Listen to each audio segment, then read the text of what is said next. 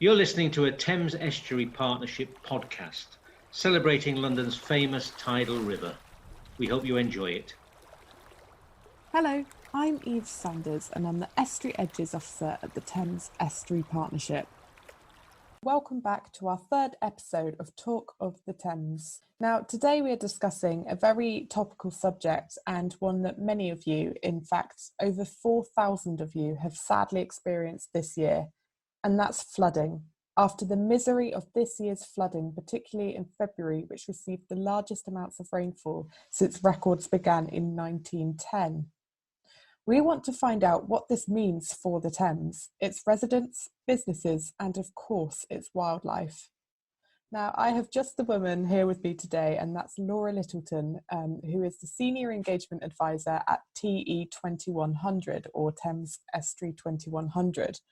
This is the Environment Agency department planning to manage the tidal flood risk in the Thames until the year 2100.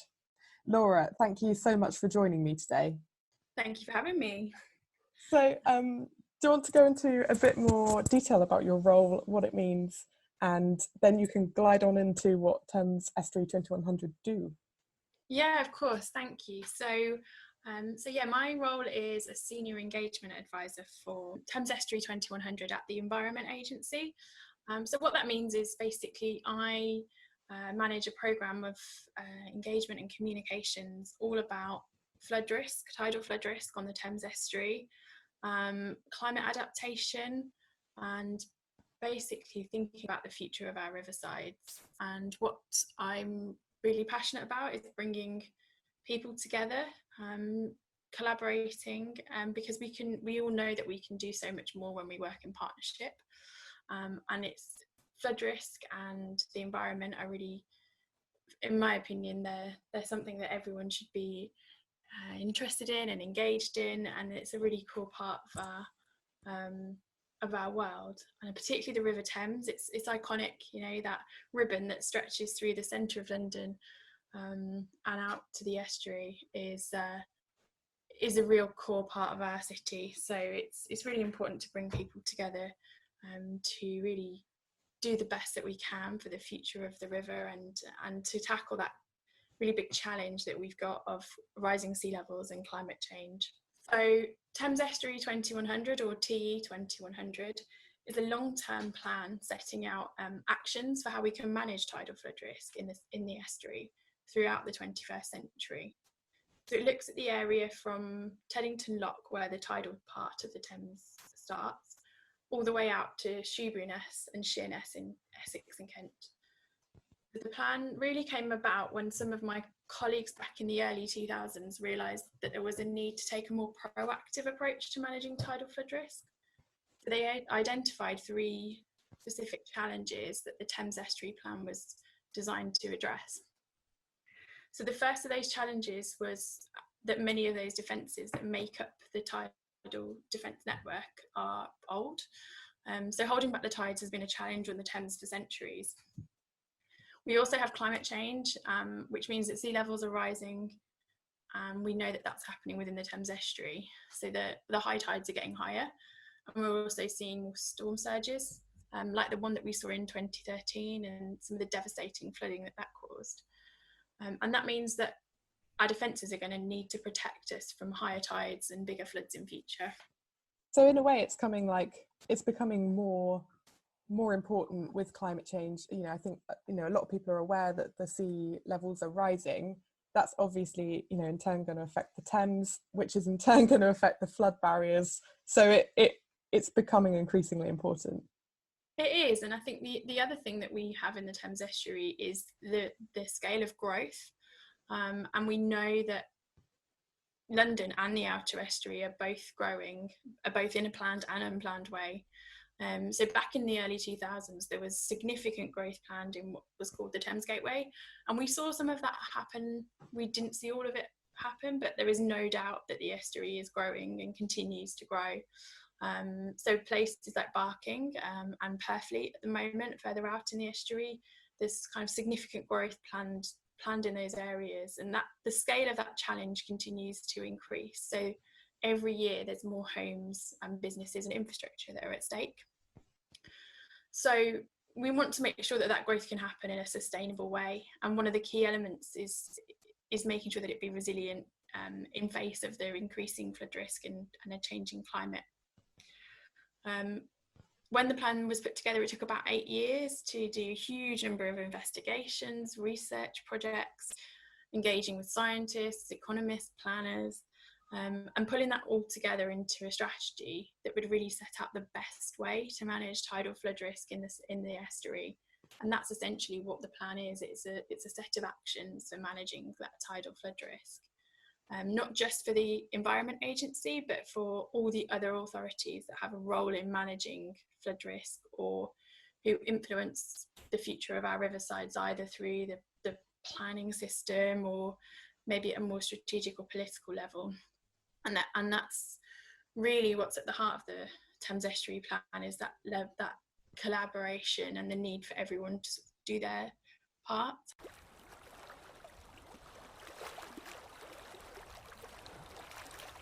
So one of the other key things, I suppose, about the Thames Estuary Plan, which made it more forward-thinking, was that it was the first flood risk management strategy to take an adaptive pathways approach to managing flood risk. And that's really a recognition that the understanding of climate change that we had when the plan was put together, we knew that would develop and change over time. And so if we're going to put a 100-year strategy together, it really needed a way to address that. So the adaptive pathways approach gives us different options for managing flood risk depending on the amount of climate change and sea level rise that we see. It's a bit like one of those adventure books that you have as a kid, that you know the story could go a different way depending on what path we take. So the pathway that we're currently on gives us a set of dates for when we will need to upgrade our flood defences. So the first deadline at the moment is 2040 for upgrading the defences, mainly in the outer estuary and in the very west of London.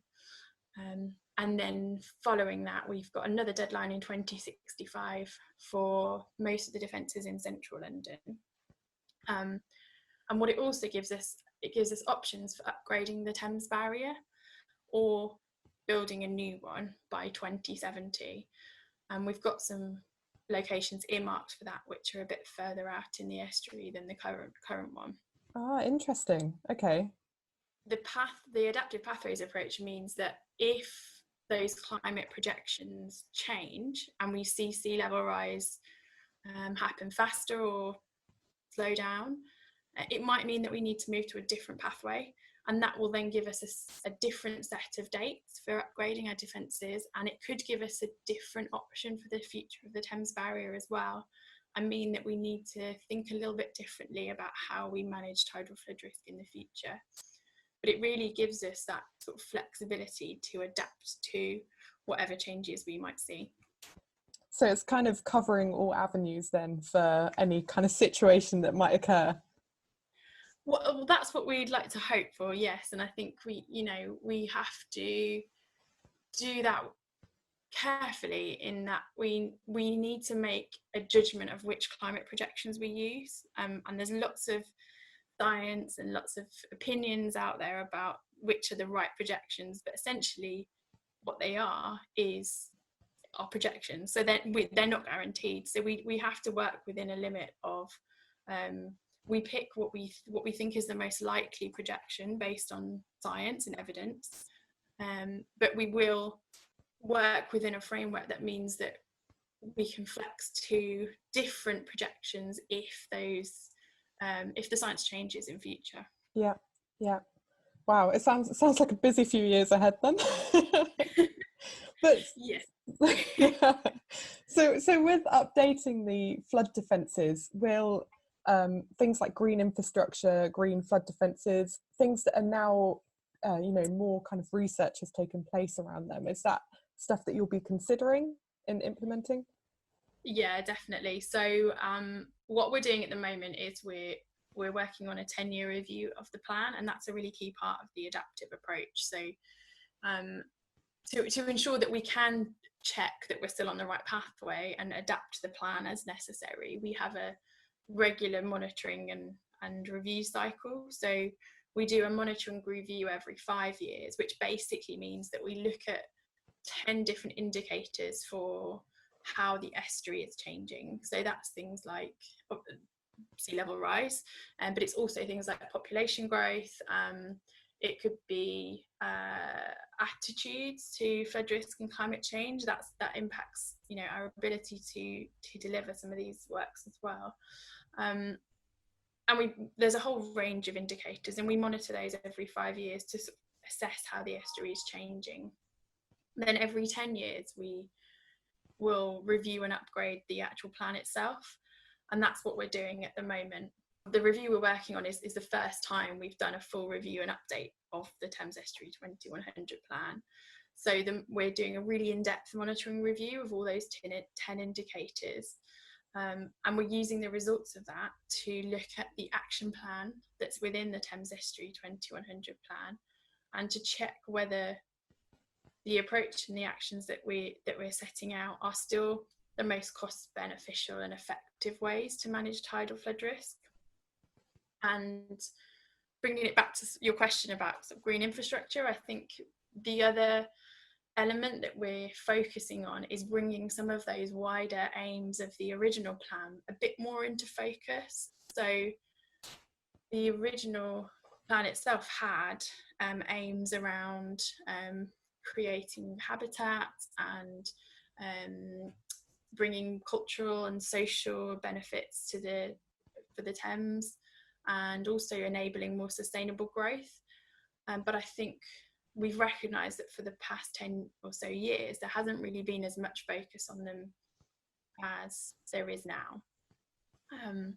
So, you know, since 2012, when we originally published the Thames Estuary 2100 plan, there's now a much stronger focus on things like sustainability, net zero targets, natural capital. And what we want to do is really bring the plan into line with some of these more modern day priorities and aims. Yeah.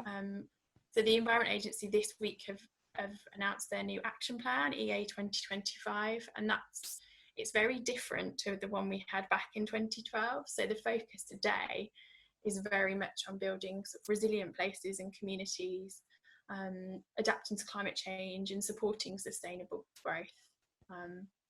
So through the 10-year review, one of the things that we really want to do is to establish a benefits management plan which incorporates all of those wider elements, and those things that we know are really important to some of the people that we work closely with, like yourselves. There's lots of charities that are really keen, that are doing some really great work on the Thames, and we really want to work more closely with some of our key partners to deliver some of those wider benefits that we think we can get through you know, taking a more holistic approach to how we plan for the future of our riversides. Yeah. I think you know, flooding and flood defences is such a complex issue that to take a kind of that more, you know, wide-rimmed approach and bringing in all these kind of key stakeholders and empowering communities that might need to learn and see the future of what the kind of Thames is going to look like and how that might affect them and their homes. It's massive. It's huge. Yes. Yeah, it is a complex task, definitely. It most certainly is. We've briefly touched on this, but how important are the flood defences in London? I mean, London is a coastal city, which is this kind of phrase that we're trying to encourage people to use. We know it's going to become more of a risk in the future with sea level rise. So that, you know, as you said, surely means that the flood defences, they're going to need to change and adapt to work with that. So why is that important? Why do we need them? Well, in a nutshell, because without them, we would see significant areas of central London particularly, and large areas of the outer estuary as well, underwater twice a day, with the high tide. And, you know, luckily we haven't seen that for a long time, because flood defences have been around for a long time. You know, people have been holding back the tide in London and the outer estuary. So we sort of say that we know our flood defences protect 1.3 million people and 275 billion pounds worth of property in the Thames Estuary. Actually, that figure will now be a lot higher because of this continued growth and you know, the population expanding and continued investment in the city. And so we know it's more than that. Through the 10-year review, we're going to hopefully get some new figures to show us just how much the defences do protect. But it's not just people and property, it's all the infrastructure, it's the heritage and the cultural institutions that we've got, it's the habitats as well. We know that there's over 50 square kilometres of designated habitats, so things like triple SIs that rely on the current defence network. There's schools, power stations, and those power stations are not just giving us power in London and the Thames Estuary. They're sort of, you know, they're across the southeast. They're really important. There's roads, there's railway stations, there's tubes, and so yeah, there's a huge amount of infrastructure and environment and communities that are at stake. And I think you know, that's why for us it's really important that we do start planning for some of these future works that we know need to happen, but we need to start planning for them today if we're going to get them done in time, basically. Yeah. That's quite interesting because, you know, if I think of flooding and a city, to me personally, I think of a house in like, you know, 6 inches of water or something. But you're so right in saying that it's not just houses and people it's going to affect, it's habitats, it's wildlife, it's the infrastructure that we rely on. Yeah, that's just, it's a different way of view. I mean, it's quite depressing really, but it's a interesting, a different way of viewing it, equally important.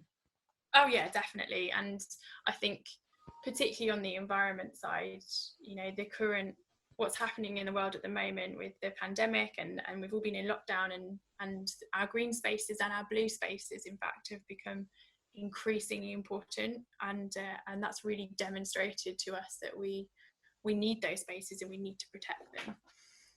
Absolutely. Yeah, we've touched briefly on some of the major flood defences in London, but can you go into a bit more detail about the systems in place?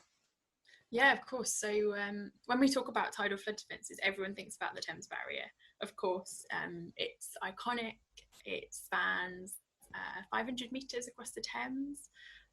You know, they've got those big steel gates that everyone is familiar with that rise up and down. They're 5 stories tall each, and each of those gates is as wide as Tower Bridge. So it's a huge structure. And it's protected us against storm surges and helping to manage the high river flows over Teddington as a lock as well. I think the latest, I checked this morning, the latest number of closures is 193. So that's 193 times we've used it since it's closed in 1982.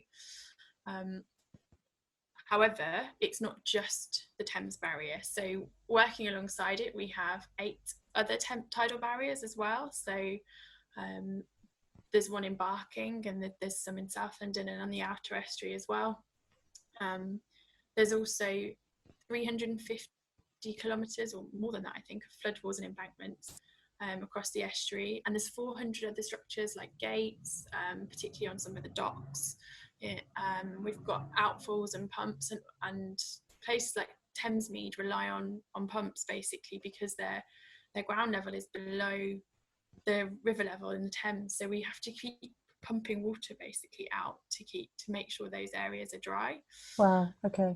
So it's a really complex network of defences, and it's those smaller, or I call them smaller, but those other defences that aren't the Thames Barrier keep the tide out 95% of the time, and it means that we don't have to shut the barrier twice a day every day. So without them, huge parts of the estuary would be underwater when we get a high tide. So I think a barrier closure takes something like 6 hours. Don't quote me on that one. So in theory, we could close the barrier every time there was a high tide. But in reality, that would give us no time to make sure that we can maintain it and upgrade it to keep it doing its job. It would significantly reduce its lifespan. The cost would be incredible. I don't think how much it would cost to do that. And the other thing, which is really important, is that if we did that, it would be really hard to maintain navigation through the barrier. So one of the key parts of the design was, when the barrier was built, was to make sure that ships could keep passing through. And we have seen a reduction in the amount of kind of commercial shipping that happens within the the central London.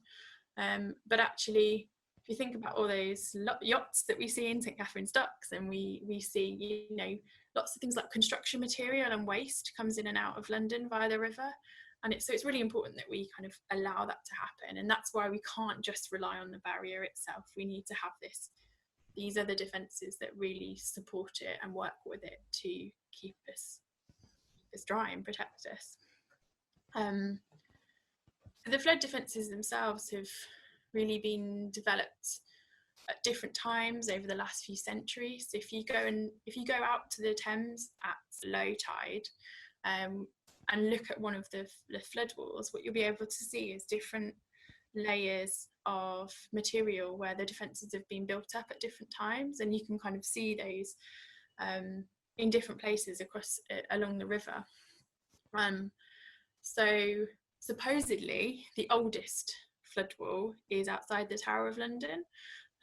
So the tower was built, I think, in the 12th and 13th centuries, and it makes sense. In theory, they wanted to keep the river back and keep the tower dry. So makes sense, yeah. So supposedly that's our oldest flood wall.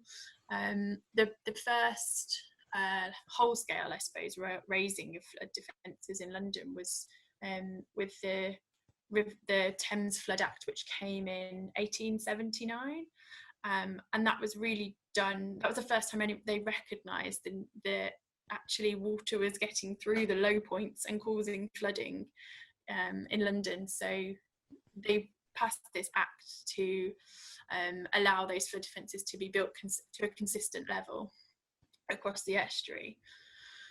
And that happened again I think there was another flood act in the 19th century which raised them a little bit higher, and then the levels were raised again in 1928 after some pretty significant flooding. So we've seen kind of these big wide-scale projects to upgrade our flood defences, but in between that there's been lots of little works and individual locations and sites. So it's a really kind of complex picture of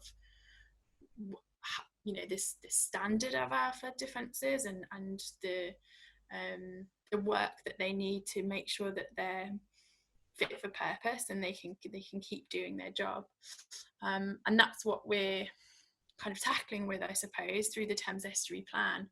I think it would be a huge challenge if we went out there and raised all of our flood defences in one go to those higher levels that they need to be raised to in the future. And I can't even imagine how we would begin to do that. And so what we are trying to do and what we like to do is to work with the planning system so we can get that defence raising to happen through when we develop our riverside sites, and then we can come in and kind of almost fill in the gaps as we need to over the next few years so that we're ready for those deadlines to hit us in 2040 and 2065 when we know we're going to need to have our defences ready for those higher tides and higher flood levels.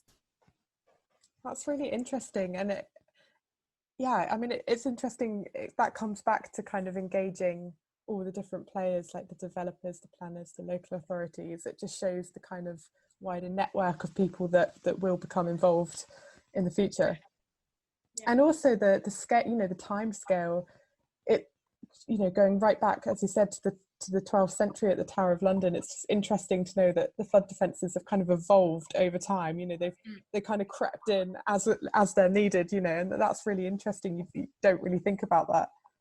Yeah, and I think it's a lot of those historic flood raising of flood defences have happened after major flooding events, and that's been the trigger for investing in the flood defence network. And actually what we're trying to do now is we're trying to take this proactive approach through the Thames Estuary 2100 plan, which will hopefully mean that we don't need a major flooding event. We can't have a major flooding event again in future, because we don't want it. We want to avoid that happening by taking this more proactive approach, and planning for the future.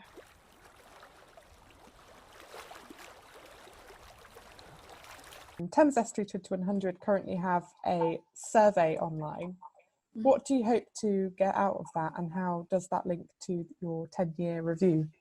Yeah, we do. We have we've been running a online survey since the beginning of June, and it's a really key part of our 10-year review. So originally, before the coronavirus pandemic, what we really wanted to do was to bring everyone in and find out what everyone's interests were about the Thames. So all the councils, partners, charities, community groups, so basically anyone with an interest in the Thames Estuary, and really find out how we can start working together more closely to deliver some of these actions in the plan, and also to help us understand how we can create a new Thames Estuary plan that is kind of a bit more fit for the future and takes in some of those wider priorities. So that's what we were planning. And obviously, in March, we had to start rethinking that approach. So what we've done is we launched the survey really to try and get some of that insight. And we know it's never quite the same as getting everyone in one room and having some really interesting debates, but it's been a really useful way to understand who's interested, who wants to be involved, what can they do, what can we do to support other people's ambitions and other projects that are happening within the Thames Estuary. And that's going to be a really important part of the 10-year review for us. So what we're going to do is we're going to take all of the responses that we get from that survey, and it's going to give us a few different things. So firstly, it's going to help us shape some lessons learned from the first 10 years of the Thames Estuary plan. So what's worked, what hasn't worked, what do we need to do differently in future? So that's going to be really important for us. Secondly, it will give us a little bit of a better understanding of attitudes to flood risk and to climate change in the Thames Estuary. How much do people know? How much do people care? And where does it fit within wider priorities? The other thing it will do is it will tell us what our partners and our communities and people who live and work in the estuary want from a new Thames Estuary 2100 plan. So our kind of vision for the updated plan is to really make it fit for the future. The team have been, between us, we know that what we want, and we think we need something online and something that's a lot more accessible to people that are just interested, to the councils and the developers who actually need to take action and be involved. But obviously we want to check that, and we want to create something that's not just what we want as a team internally, but it's what everyone else wants as well.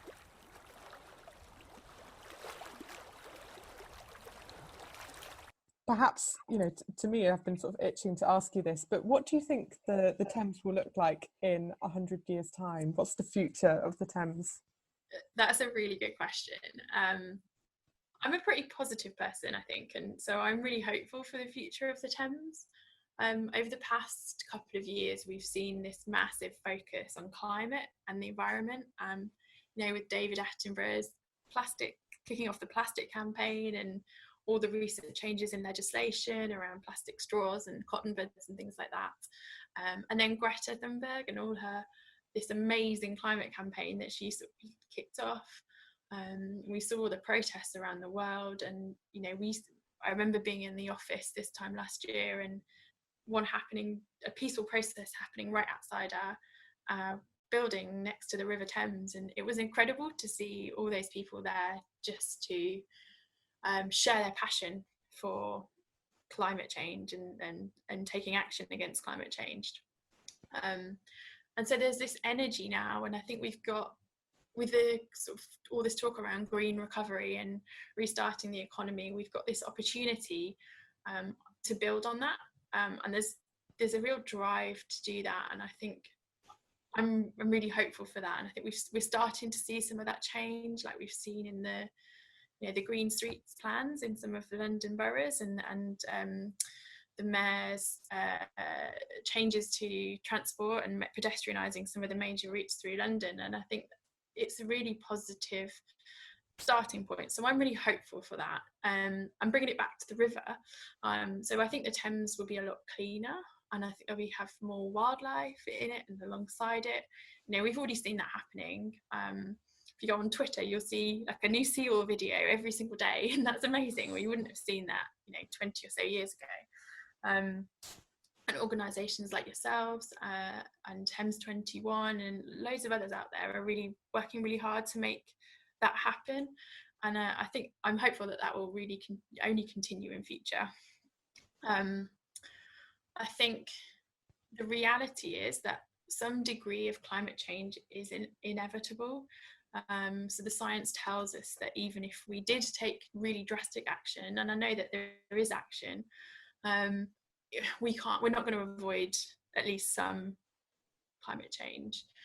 And okay, it's disappointing and it is a bit scary, but I think what we have to do is we have to work on that basis, and we have to start planning now for how we can adapt to some of the impacts that climate change will bring, and make sure that we can build much more resilient places and communities. So for the Thames, we know we're going to get higher tides and storm surges in future, and we're not quite sure how high they might be and what that level of change will be yet, but what's great is that we've already got some really key players starting to think creatively about how they can plan for those impacts and how they can raise the flood defences to cope with these.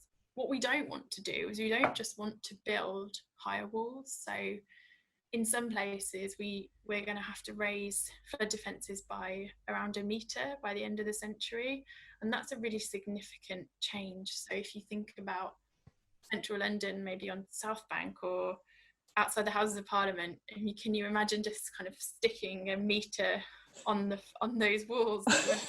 Might not work so well. It's going to completely change the urban landscape, and you're going to cut off the river from the city, and that's what we don't want to happen. So one of the things that we think we can do, and something that the Thames Estuary 2100 plan talks about, is a riverside strategy approach. And that's what that is in a nutshell, it's taking a holistic view of planning for the future of our riverside. So it means that we start planning now for things that we know we need to do in future, and it makes it much more likely that we can build those upgrades to flood defences into a wider reshaping of the riverside.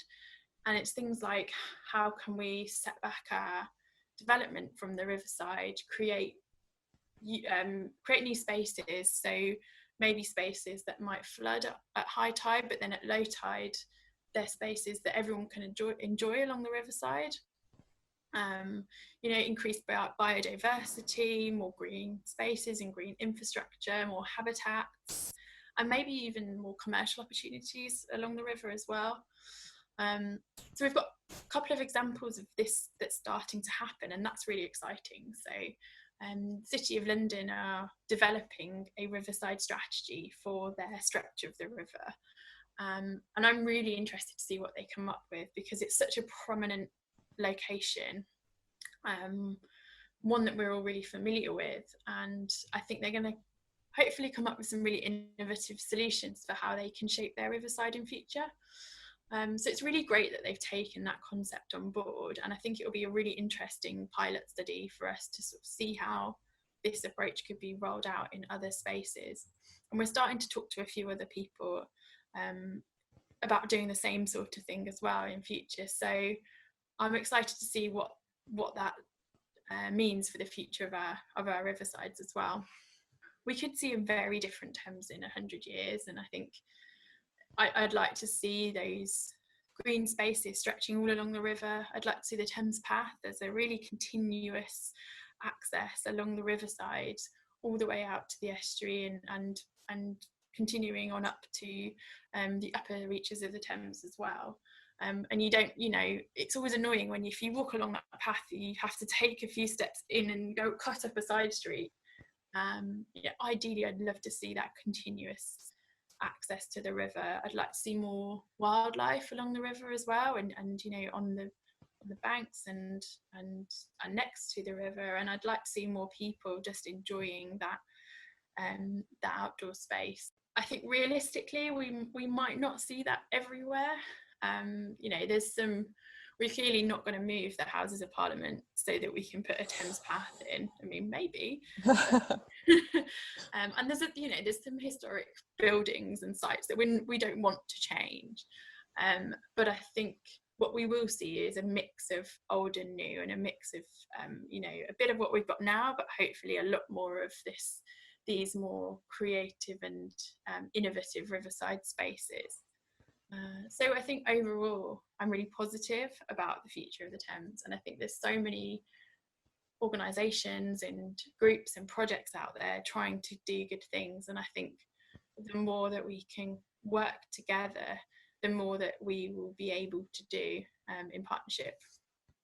Absolutely. Oh, it's so good to hear. I mean, in a way it's quite reassuring to hear as well, to hear that so much is being done about it. I think climate change and the environment is becoming more prominent on people's minds, and it's reassuring to know that there's all these kind of comprehensive measures going on to ensure that we're protected, and admitting that there is going to be some change, but ultimately if we carry on working hard, if people come together, it's likely to be sort of okay, a more positive outlook than perhaps we allow ourselves to ponder when we're thinking of hardcore climate change. It's it's only negativity, so to sort of have a positive outlook on that was really good to hear.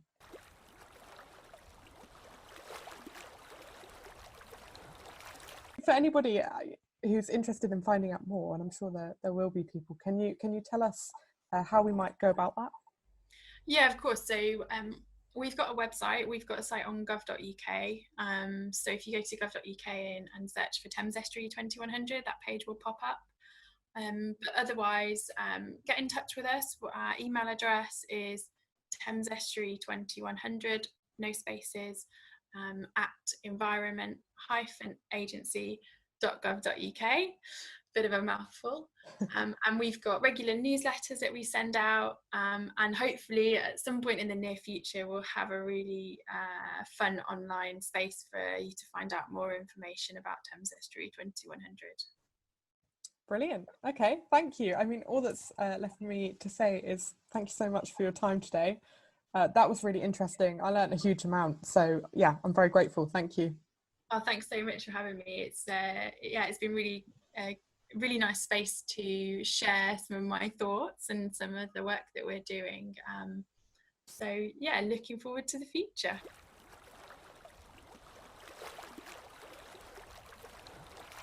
Well, I don't know about you, but I really enjoyed that conversation with Laura. She was so brilliant, and just her positivity and enthusiasm for the future of the Thames is exactly what I needed to hear during this time of a global pandemic. It's important to note this podcast was pre-recorded, so the survey Laura mentioned has now closed. It closed on the 19th of July. Thank you so much for joining us today, and I hope to see you next month back for another episode of Talk of the Thames. If you require any more information in the meantime, please do visit our Thames Estuary Partnership website at www.thamesestuarypartnership.org.